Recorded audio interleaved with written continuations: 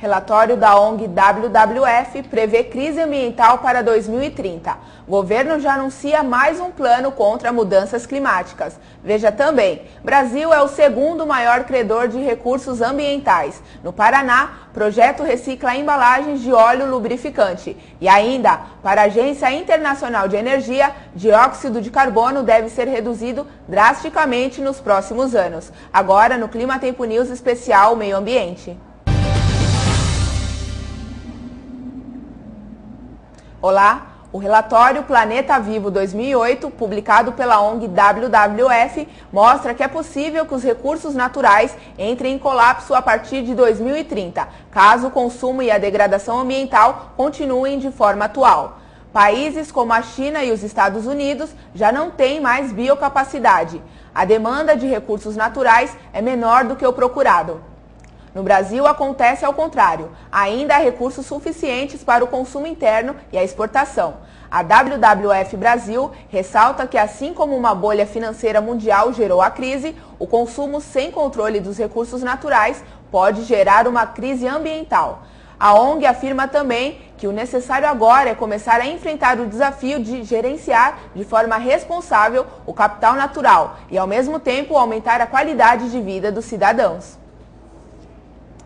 Mesmo sem a conclusão do Plano Nacional de Mudança Climática, o governo federal já pensa em montar um novo documento para tratar do assunto.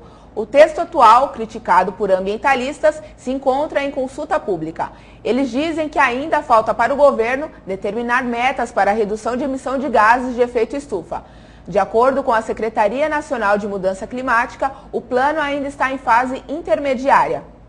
A ideia é mostrar como o Brasil pretende agir contra o aquecimento global na Conferência do Clima, que será realizada em dezembro na Polônia. O próximo passo será a aprovação do Fundo Clima, que se encontra em tramitação no Congresso. Com ele, será possível usar parte do lucro do petróleo no combate às mudanças climáticas. O Ministério do Meio Ambiente afirma que a meta de emissões vai ser acrescentada sim, porém é necessário um estudo mais profundo. Várias entidades estão entregando sugestões ao plano. O prazo para consulta pública terminaria nesta sexta-feira, mas foi prorrogado até o dia 10 de novembro. O Instituto Nacional de Pesquisas Espaciais, o INPE, divulgou nesta quarta-feira os números do desmatamento na Amazônia no mês de setembro. E parece que as políticas de combate à destruição da floresta estão começando a dar resultados. Acompanhe a reportagem. O desmatamento na Amazônia teve uma queda de 22,4% no mês de setembro na comparação com agosto. A área desmatada foi de 587 km², área equivalente a praticamente um terço da cidade de São Paulo. Os dados foram divulgados nesta quarta-feira pelo Instituto Nacional de Pesquisas Espaciais, o INPE, com base em dados de satélite do Sistema de Detecção do Desmatamento em Tempo Real. A área desmatada na região apresentou uma queda também em relação a setembro do ano passado. No acumulado do ano, a Amazônia sofreu um desmatamento de 6.268 km², o que é equivalente a mais de 4 vezes a cidade de São Paulo. O estado que mais desmatou em setembro foi o Mato Grosso, com 216,3 km², seguido pelo Pará com 126,8 km². Durante todos os meses de 2008, Mato Grosso continua na primeira posição entre os estados que mais desmataram, com 3.247 km² devastados, seguido por Pará, com 1.679, e Roraima aparece na terceira posição, com 469 km². O ministro do Meio Ambiente, Carlos Mink, já havia antecipado a queda no desmatamento na Amazônia. Segundo Mink, foram desmatados, em média, 650 km² entre junho e agosto, que é justamente o período mais crítico devido à seca, que facilita a devastação da área verde. O ministro ainda ressaltou que a média observada neste ano para os meses de julho, agosto e setembro é a menor desde 2004, quando o desmatamento começou a ser monitorado. O DETER, como é chamado o sistema, foi desenvolvido para alertar e dar suporte ao controle do desmatamento. O satélite mapeia tanto áreas de corte raso quanto áreas em processo de desmatamento por degradação florestal. O Brasil é o segundo maior credor, pelo menos na área ambiental. O primeiro lugar fica com os Estados Unidos. Segundo um relatório lançado na última terça-feira pela ONG WWF, o país é uma das nações que melhor reúne condições para produzir bens a serem consumidos internamente e principalmente externamente. O exemplo é o caso das exportações.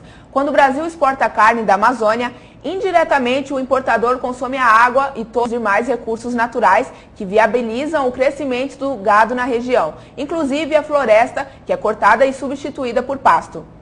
Em geral, esse valor de serviço ambiental não é computado no preço final do produto. O relatório analisa a situação e afirma que se os recursos naturais não forem consumidos e renovados de forma sustentável, o Brasil pode entrar em colapso em termos ambientais e até mesmo econômicos. Mais de 50 cidades do Paraná passaram a integrar neste mês um projeto de coleta de reciclagem de embalagens de óleo lubrificante. Atualmente, o programa Jogue Limpo recolhe em média 177 mil embalagens por mês. O programa é desenvolvido pela Secretaria do Meio Ambiente e Recursos Hídricos em parceria com o Ministério Público do Paraná e o Sindicato Nacional das Empresas Distribuidoras de Combustíveis e de Lubrificantes. O presidente do sindicato, Roberto Fregonese, acredita que no Paraná as embalagens vão deixar de ser um fator de risco para o meio ambiente e passa a ser um material para a confecção de diversos produtos. O material recolhido é levado para as empresas de reciclagem que transformam as embalagens em tubulações e mangueiras para o uso na construção civil. O CO2, também conhecido como dióxido de carbono, é um dos principais causadores do efeito estufa no planeta. A Agência Internacional de Energia ressalta que é preciso reduzir drasticamente o volume desse gás. Acompanhe a reportagem sobre o assunto. Para a Agência Internacional de Energia, a captura com armazenamento de CO2, o dióxido de carbono, pode representar 20% das medidas necessárias para reduzir as emissões desses gases até 2050. Para Nobuo Tanaka, diretor executivo da agência, essa é uma das soluções mais promissoras para se cumprir os objetivos traçados pela comunidade científica, fazer com que o aquecimento global seja inferior a 3 graus Celsius ainda neste século.